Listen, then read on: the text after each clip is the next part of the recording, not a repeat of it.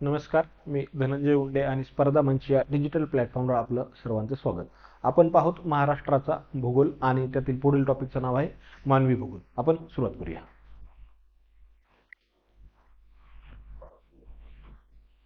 Okay, आता आपल्याला बघा मानवी भूगोल या अंतर्गत काही कन्सेप्ट पाहिजेत आणि त्या कन्सेप्टच्या संदर्भात महाराष्ट्राचे काय गोष्टी आहेत संदर्भात त्या विचारात घ्यायच्यात.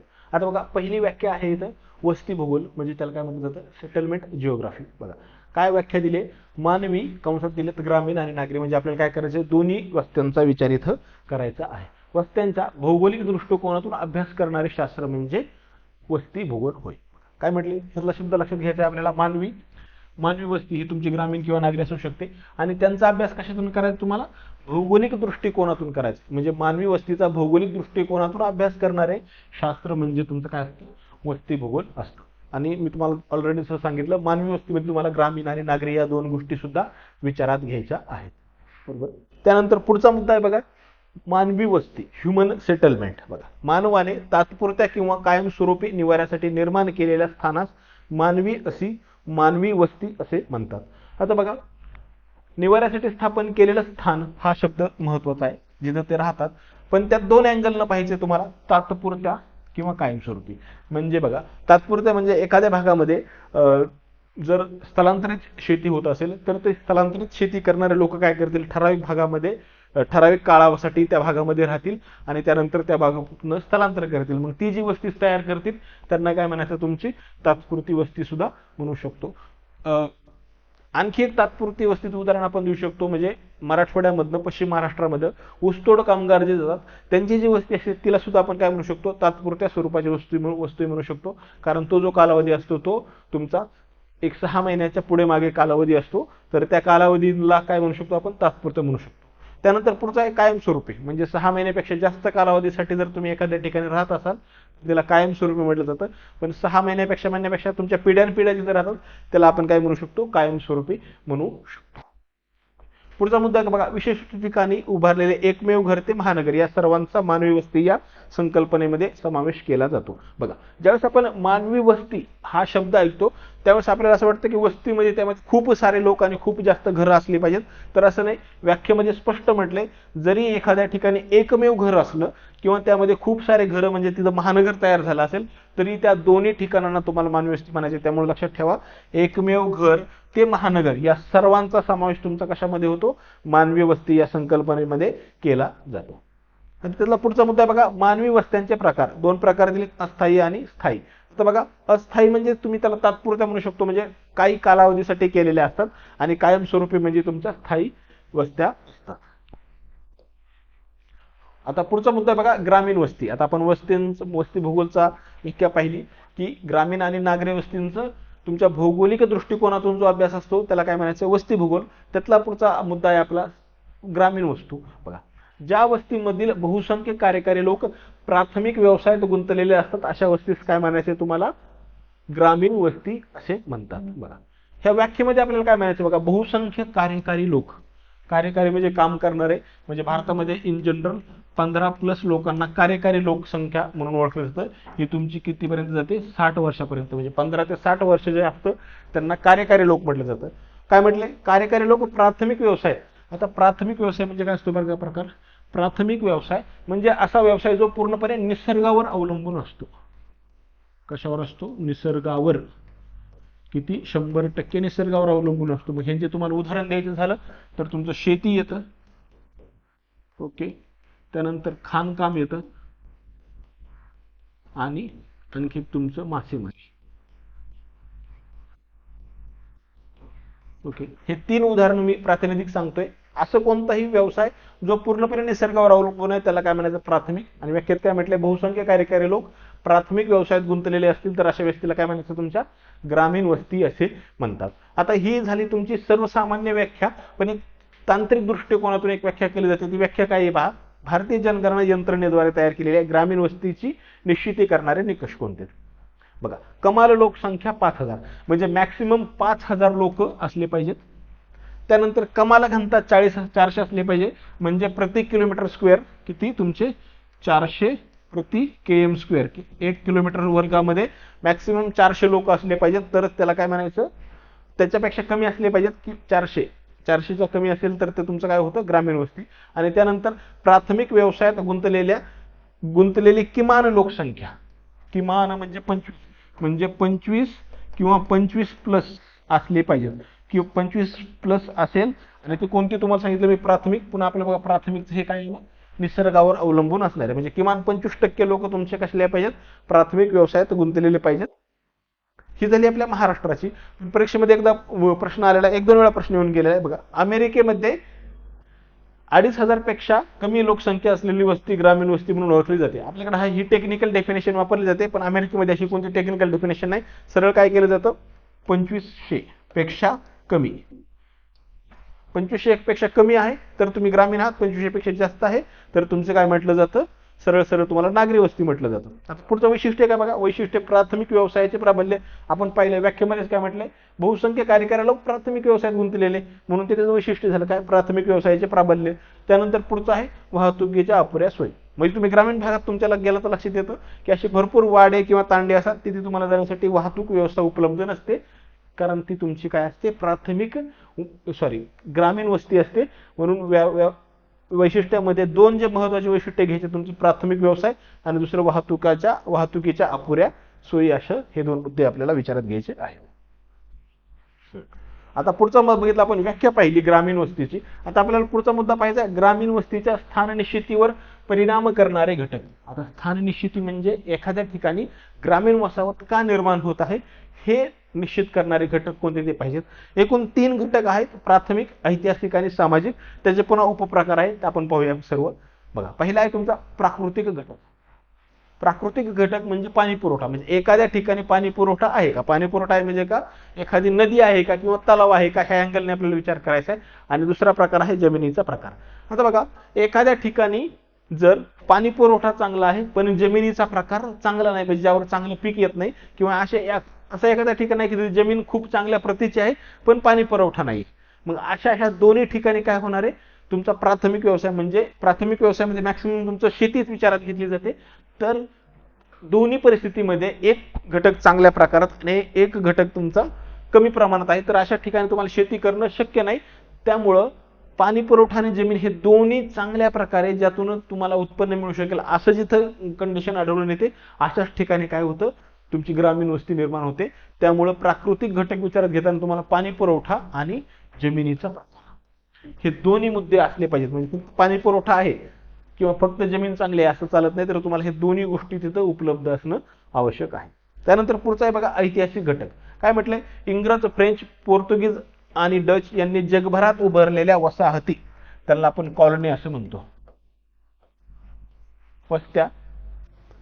औद्योगिक क्रांतीनंतर खनिज उत्खननासाठी उभारण्यात आलेले खान. हे जर आपल्याला तुम्हाला फेमस उदाहरण घ्यायचं असलं तर धनबादला कोळशाची खाण आहे. त्यानंतर खनिजांचे आर्थिक महत्व संपल्यानंतर शिल्लक राहिलेली स्मशान वस्त्या म्हणजे घोस्ट. म्हणजे समजा एखाद्या ठिकाणी एखादं खनिज सापडते, त्या खनिजाचा पुरवठा संपल्यानंतर जे काही कमी प्रमाणात लोक राहतात त्यांना काय म्हणायचं, तुमची ती ग्रामीण वस्ती असते आणि तिला काय म्हटलं जातं, घोस्ट वस्ती किंवा स्मशान वस्ती असं म्हटलं जातं. त्यानंतर पुढचा मुद्दा आहे सामाजिक घटक. सामाजिक घटक म्हणजे त्यातलं पहिलं येतं वर्ण व्यवस्था, त्यानंतर श्रम विभागणी आणि तिसरं म्हणजे सामाजिक संरक्षण. म्हणजे बघा, भारतीय पुराण ग्रंथामध्ये भारतामध्ये एकूण 4 प्रकारचे वर्ण आहेत असं म्हटलं जातं. आणि मग त्या संदर्भामधून आपल्याला वर्ण व्यवस्था विचारात घ्यायची आणि तो कोणता आहे तुमचा, मग हा सामाजिक घटक असणार आहे. त्यानंतर श्रम विभागणी म्हणजे बघा, महाराष्ट्राचं उदाहरण घेतलं तुम्ही तर आपल्याकडे बलुतेदारी नाही आलुतेदारीची सिस्टीम आहे, ती काय आहे तुमची श्रम विभागणी आहे. आणि ती सुद्धा कसलं आहे तुमचं, हे सामाजिक घटक आहे.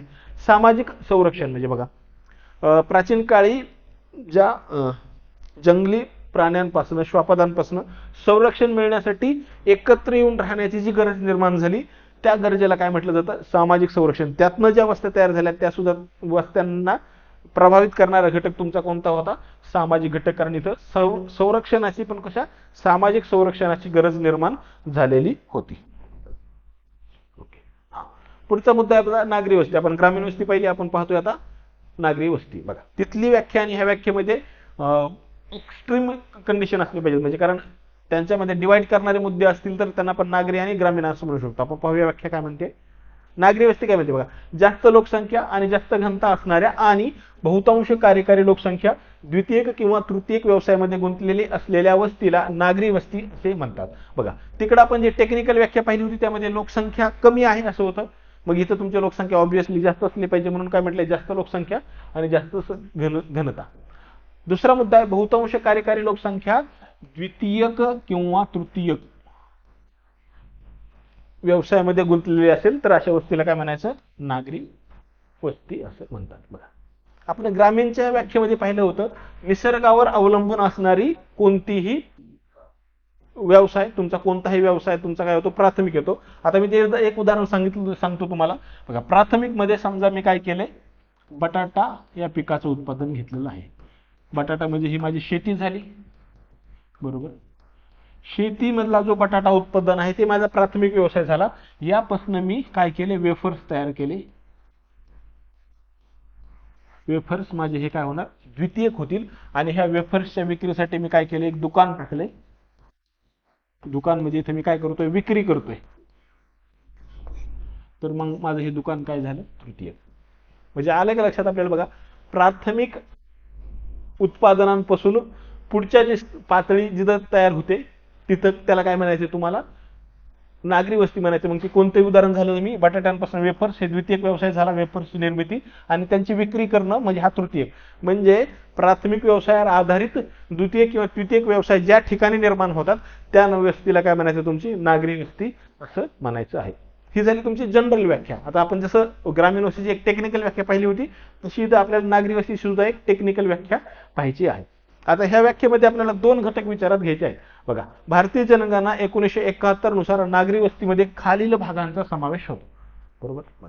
आपण तिथं 3 निकष पाहिले होते, लोकसंख्या, कृषीतील गुंतलेली लोकसंख्या आणि किमान घनता.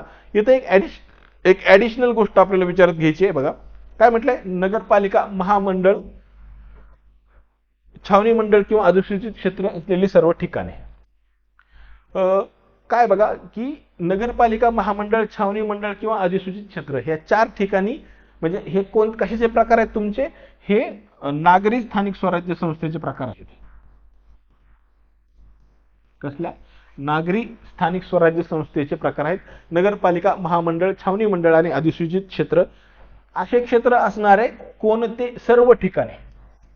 म्हणजे समजा एखाद्या ठिकाणी लोकसंख्या खूप कमी आहे, लोकसंख्येचा किमान लोकसंख्येचा क्रायटेरिया बघा इथं काय आहे, 5000चा आहे. पण छावणी मंडळामध्ये एक जो प्रकार असतो, 4 नंबरची जी श्रेणी असते त्यामध्ये 2500 लोकसंख्या असू शकते. 2500 पेक्षा कमी, 2500 पेक्षा कमी लोकसंख्या असणार सुद्धा छावणी मंडळ असतं, जे पुढे जाऊन आपल्याला भारतीय राज्यघटनेमध्ये पाहिजे. बघा छावणी मंडळ जर कमी लोकसंख्येचं असेल त्याला आपण मग तिथं व्याख्येत बसणार नाही, त्यामुळे त्याला अपवाद करण्यात आलेला आहे. म्हणून काय म्हटले बघा, ज्या ठिकाणी तुमची नागरी स्थानिक स्वराज्य संस्था आहे ते सर्व तुमचं काय येणार, नागरी वस्तीमध्ये येणार.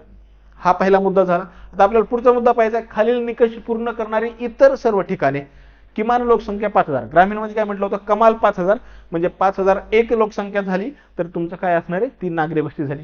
त्यानंतर अकृषी क्षेत्रामध्ये गुंतलेली किमान लोकसंख्या 75%, तिकडे तुमची 25% होते ग्रामीणमध्ये किमान. म्हणजे काय होते, 25च्या खाली जर लोकसंख्या गेली शेतीमध्ये गुंतलेल्या लोकांची तर त्या वस्तीचं रूपांतर कशामध्ये होतं, तुमच्या नागरी वस्तीमध्ये होतं. म्हणजे इथे काय म्हणून म्हटलंय 75.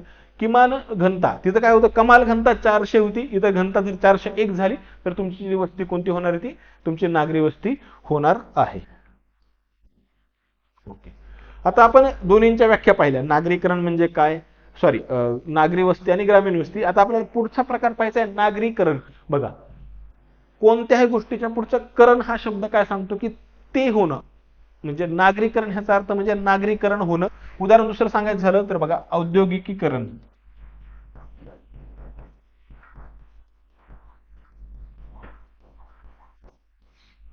औद्योगिकीकरण म्हणजे काय, उद्योगांचं प्रमाण वाढणं. त्यानंतर पुढचं उदाहरण घेतलं झालं संगणकीकरण, म्हणजे तिथे संगणकाचा काय होतो, वापर वाढतो. तसंच नागरीकरण म्हणजे काय, इथलं वस्तीचं रूपांतर नागरी वस्तीमध्ये होणं. बघा व्याख्याच काय म्हटलंय, ग्रामीण वस्तीचे नागरी वस्तीमध्ये रूपांतर होण्याची प्रक्रिया. मी काय म्हटलं, औद्योगिकीकरण जसं तुम्हाला लागू करतो नियम तसंच ग्रामीण वस्तीचं नागरी वस्ती म्हणजे लोकसंख्या वाढणं. आपण उदाहरण घेऊ, 5,000 लोकसंख्या होती, ती वाढून आता 5,100 झाली, म्हणजे रूपांतर झालं. पुन्हा तिथं काय होतं, तुमचं अकृषिकचं कृषीमधल्या लोकांची 25 होती, ती 20% झाली, ही सुद्धा तुमची ग्रामीण झाली. त्यानंतर तिथं लोकसंख्या 400 होती, ही घनता 400 होती, घनता इथं 450 झाली. ह्या तिन्ही ठिकाणी काय झाले, रूपांतरण झाले आणि त्याला काय म्हटलं जातं, तुमच्या नागरीकरण असं म्हटलं जातं. आता पुढचे आपल्याला मुद्दा आहे बघा, नागरीकरणाची कारणे. लोकसंख्या वाढ, बरोबर. लोकसंख्या वाढ म्हणजे बघा, 5,000 ची 5,100 झाली म्हणजे लोकसंख्या वाढली, हे कारण झालं. त्यानंतर औद्योगिकीकरण, मी तुम्हाला सांगितलं औद्योगिकीकरण म्हणजे काय, उद्योगांचं प्राबल्य वाढणं. म्हणजे बघा, उद्योगांचं प्राबल्य वाढलं ह्याचाच अर्थ काय होतंय, तिथं शेतीवर अवलंबून असणाऱ्या लोकांची संख्या कमी होत आहे. म्हणजे काय म्हटलं बघा, इथं 25% जर होती तर ती संख्या जर 20%वर आली शेतीवर अवलंबून असणाऱ्यांची, म्हणजे काय झालं, तिथं ऑफकोर्स औद्योगिकीकरण वाढलेलं आहे. त्यानंतर व्यापार आणि व्यवसायात वृद्धी. व्यापार म्हणजे बघा, व्यापार आणि व्यवसाय तुमचं कशामध्ये येतं, व्यापार आणि व्यवसाय तुमचं तृतीयक मध्ये येतं. तृतीयक व्यवसायामध्ये मध्ये तुमचा व्यापाराचा आणि व्यवसायाचा समावेश केला जातो. आणि आपण व्याख्येत काय म्हटलं होतं, नागरी वस्ती कोणती, की जिथं तुमची लोकसंख्या द्वितीयक किंवा तृतीयक ह्याच्यामध्ये गुंतलेली असली पाहिजे. त्यानंतर शेतीचे हंगामी स्वरूप, म्हणजे हंगामी स्वरूपाची, तर तिथं तुम्हाला ऑफकोर्स शेतीवर तुम्ही तुमचा उदरनिर्वाह करू शकत नाही. त्यानंतर घरगुती उद्योगधंद्यांना उतरती कळा, जे आपले जुने पारंपरिक चालणारे उद्योग आहेत ते कमी होत चाललेत. त्यानंतर दळणवळण आणि वाहतुकीची साधने. बघा, आपण व्याख्या ज्यावेळेस पाहिली होती ग्रामीण वस्तीची, त्यावेळेस आपण पाहिलं होतं की ग्रामीण वस्तीचं वैशिष्ट्यच आहे दळणवळण आणि वाहतुकीची साधनांचं कमी प्रमाण असणं. पण जर इथे जर तुमच्या दळणवळण आणि वाहतुकीच्या साधनांचं प्रमाण वाढत असेल तर ते काय झालं, नागरीकरण झालं, आणि ते एक तुमचं महत्त्वाचं कारण आहे. सेवा क्षेत्राचा वाढता विस्तार. सेवा क्षेत्र कशामध्ये येतं, तुमच्या तृतीयक व्यवसायाचा भाग आहे, त्यामुळे जर तिथं सेवा क्षेत्राचा वाढ होत असेल तर ते तुमचं नागरीकरण झालंय असं म्हणता येईल. व्यक्तिगत विकासाची संधी. व्यक्तिगत विकासाची संधी म्हणजे तुम्ही प्राथमिक पासून द्वितीयक किंवा तृतीयक किंवा चतुर्थक अशा क्षेत्रामध्ये जर स्वतःला जाऊ इच्छित असाल किंवा जर तुम्हाला अशी संधी उपलब्ध असेल तर ते सुद्धा एक कारण होतं तुमच्या नागरिकीकरणाचं. आणि सर्वात महत्त्वाचं, शहरी जीवनाचे वाढते आकर्षण. शहरी जीवनाचं वाढत्या आकर्षणाचे दोन मुद्दे असतात. एक तर सोयी सुविधा असतात, दुसरा मुद्दा असतो तुमचं शैक्षणिक गरज, आणि तिसरा मुद्दा असतो की तेथे उपलब्ध असणारे मनोरंजनाची साधने. त्यामुळे आकर्षण या मुद्द्यामध्ये एकूण 3 मुद्दे आपल्याला विचारात घ्यायचे. रोजगार घ्यायचा आहे, शिक्षण घ्यायचं आहे आणि तिथे असणारं मनोरंजन. ह्या 3 गोष्टींमधनं काय होतं, शहरी जीवनाविषयी आकर्षण वाढतं आणि ते काय करतं, नागरीकरणाचं एक महत्त्वाचं कारण ठरतं. आता नागरीकरण पाहिलं तर नागरीकरणची एक मूलभूत प्रक्रियेमध्ये एक महत्त्वाचा भाग असतो, तो म्हणजे स्थलांतर. बघा, एखाद्या ठिकाणी लोकसंख्या वाढून तिचं ग्रामीणचं नागरीमध्ये रूपांतर होणं वेगळं, पण ग्रामीण भागातून एखाद्या नागरी ठिकाणी जाऊन राहणं त्याला काय म्हणायचं, स्थलांतर असं म्हणायचं. काय म्हटलंय, विशिष्ट कालावधीमध्ये एका भौगोलिक किंवा राजकीय विभागातून आर्थिक, सामाजिक किंवा राजकीय कारणांमुळे दुसऱ्या भौगोलिक किंवा राजकीय विभागात जाऊन वास्तव्य करणे म्हणजे स्थलांतर होय. बघा, यातला शब्द महत्वाचा कोणता बघा, भौगोलिक किंवा राजकीय. हे विभाग एकातनं भौगोलिक दुसऱ्या भौगोलिक किंवा एका राजकीयातनं दुसऱ्या राजकीय. आता भौगोलिक म्हणजे काय होणार तुमचं बघा, हा असं आपण धरू की कमी पावसाचा प्रदेश आहे, कमी पाऊस म्हणजे की ह्याला आपण असं म्हणू शकतो की मराठवाडा उदाहरणादाखल घेऊ शकतो आपण, बरोबर. राजकीय म्हटलं तर एखादा जिल्हा घेऊ शकतो आपण. असा जिल्हा आहे की जिथे समजा रोजगार नाहीये, मग अशा जिल्ह्यातून दुसरीकडे, म्हणजे भौगोलिक किंवा राजकीय विभागातून दुसऱ्या भागामध्ये दुसऱ्या भौगोलिक किंवा राजकीय विभागात जाऊन वास्तव्य करणे म्हणजे काय होतं, स्थलांतर होय. पण त्यासाठी असणारे कारण कोणते, पहिला आहे तुमचं आर्थिक म्हणजे काय होईल, रोजगारासाठी स्थलांतर, बरोबर. त्यानंतर सामाजिक मध्ये काय होतं, सामाजिक तेढ, म्हणजे एखाद्या ठिकाणी एखाद्या जाती किंवा धर्माच्या लोकांविषयी जर मत कलुषित असेल तर तो समाज किंवा तो घटक काय करतो, त्या भागातनं स्थलांतरित करतो. मग ते स्थलांतरणाचं कारण तुमचं काय असतं, सामाजिक असतं. त्यानंतर राजकीय, म्हणजे राजकीय जी भूमिका आहे किंवा राजकीय धोरण आहे त्या धोरणामुळे जर जे स्थलांतर होतं त्याला म्हणायचं राजकीय कारण. त्यानंतर आपला पुढचा मुद्दा आहे स्थलांतराचे प्रकार. बघा, प्रश्न या मुद्द्यावर कसा येतो, प्रकार कोणते आणि त्याचं प्रमुख कारण काय आहे. बरोबर. आता बघा, पहिला प्रकार आहे तुमचा ग्रामीण ते ग्रामीण आणि ह्याचं प्रमुख कारण आहे विवाह. बघा, भारताचा पूर्ण विचार केला तर आपल्याला जनरली असं लक्षात येतं की भारतामध्ये विवाह करताना तुमच्या जिल्ह्यामध्ये किंवा तुमच्या आजूबाजूच्या जिल्ह्यामध्ये विवाह करण्याचं प्रमाण खूप जास्त आहे आणि भारताचा बहुसंख्य भाग हा ग्रामीणमध्ये येतो. म्हणून ग्रामीण टू ग्रामीण स्थलांतर जे होतं म्हणजे मुलीला तिच्या सासरी पाठवण्याचा जी पद्धत आहे त्या पद्धतीमध्ये एका जिल्ह्यातून दुसऱ्या जिल्ह्यामध्ये किंवा ग्रामीण भागातून ग्रामीण भागामध्ये स्थलांतर होतं. म्हणून त्याचं सर्वाधिक कारण काय आहे, तुमचं विवाह आहे. त्यानंतर पुढचा प्रकार आहे ग्रामीण ते नागरी. त्याचं उदाहरण आहे तुमचं रोजगार. म्हणजे आपण आता हेच उदाहरण पुढे घेऊया. एका व्यक्तीचं लग्न झालंय, म्हणजे स्थलांतर त्याची बायको दुसऱ्या जिल्ह्यातून त्याच्या जिल्ह्यामध्ये आलेली. आता ते दोघं एकत्र आलेत, एका जिल्ह्यामध्ये राहतात, पण त्याच्या लक्षात आले आता विवाह झालाय, आता आपल्याला पोटा पाण्यासाठी काहीतरी करावं लागेल. मग पोटा पाण्यासाठी म्हणजे त्याला काय म्हणतो आपण सोप्या भाषेत, रोजगार.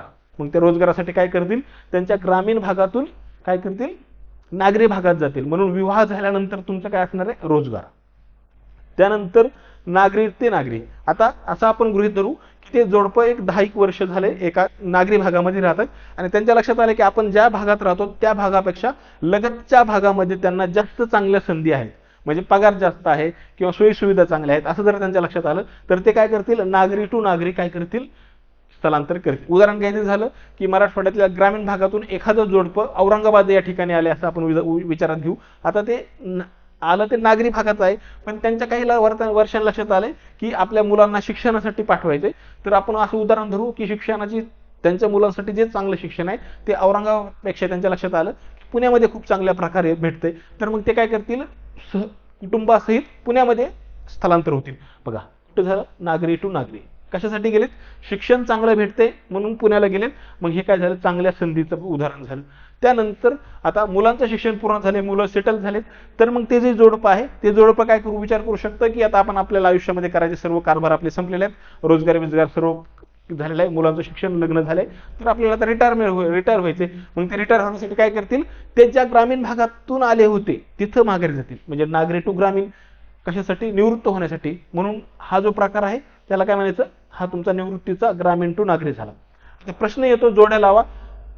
क्रम तुम्ही लक्षात ठेवायचा, ग्रामीण टू ग्रामीण, ग्रामीण टू नागरी, नागरी टू नागरी आणि नागरी टू ग्रामीण. आणि हा जी मी तुम्हाला जी गोष्ट सांगितली, विवाहानंतर रोजगार, रोजगारानंतर संधी, संधीनंतर निवृत्ती, ह्या प्रकारे तुम्ही त्यांचा उत्तरता क्रम लक्षात ठेवू शकता.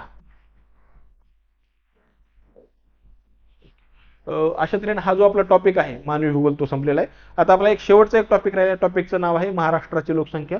तो पाहूया आपण पुढील व्हिडिओमध्ये. भेटूया लवकरच. धन्यवाद.